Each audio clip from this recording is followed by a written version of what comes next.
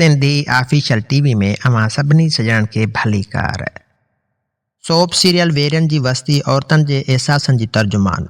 Soap serial वेरनि जी वस्ती औरतुनि जी जज़्बाती ऐं समाजी जदोजहद खे उजागर कंदड़ हिकु शानदार कहाणी आहे।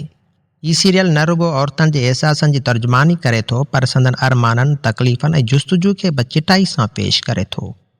सीरियल में औरतूं सिर्फ़ु रवायती किरदार नाहिनि, पर इहे मज़बूत, ख़ुदमुख़्तियार ऐं पंहिंजी तक़दीर पाण लिखण वारियूं आहिनि।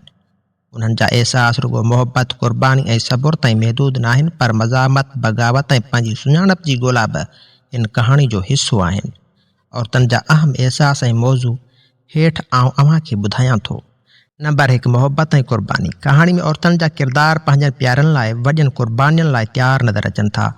संदनि मोहबत बेलूस आहे, पर समाजी बंदिशनि जे वर चढ़ियल पिणु। नंबर 2, ज़ुल्म ख़िलाफ़ बग़ावत। वेरनि जी वस्ती में औरतूं ज़ुल्म खे क़बूल नथियूं कनि, बल्कि पंहिंजा हक़ हासिल करण लाइ जदोजहद कनि थियूं।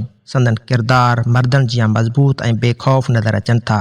नंबर 3, समाजी बेवाजिबियूं। सीरियल में औरतुनि सां थींदड़ नाइंसाफ़ियनि, फ़रसूदा रस्मूं ऐं समाजी पाबंदियूं तफ़सील सां ॾेखारियल आहिनि, जेके ॾिसंदड़नि खे सोचण ते मजबूर कनि थियूं। नंबर 4, ख़ुदमुख़्तियारी ऐं हौसला अफ़ज़ाई।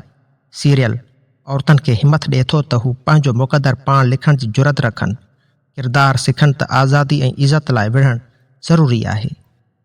वेरनि जी वस्ती न रुगो हिकु ड्रामो आहे, पर औरतुनि जे एहसासनि, ख़्वाबनि ऐं समाजी चैलेंजनि खे बि पेश कंदड़ हिकु शाहकार आहे, जेको नाज़रीन खे जज़्बाती तौर ते जोड़ींदो ऐं संदनि दिलनि ते असरु छॾींदो।